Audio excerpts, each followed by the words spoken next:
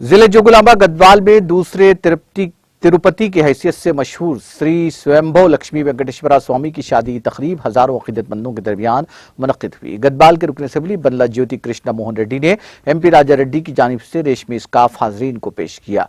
इस तकरीब में Prahlad Rao, Satyachandra Reddy, MPPS Raja Reddy, single window chairman Timma Reddy, Madhusudan Reddy, tehsildar Shyam A Shekhar, MPDO Krishnaiah और दीगर ने शिरकत की। स्वामी ने फिर गाड़ी पर एक जुलूस में उनकी क़ियादत की।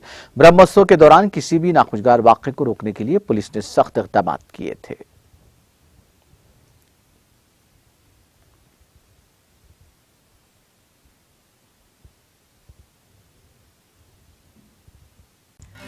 नाज़रीन, हमारे TTV न्यूज़ को सब्सक्राइब करें, बेल आइकॉन को प्रेस करें, शेयर करें और लाइक करना ना भूलें।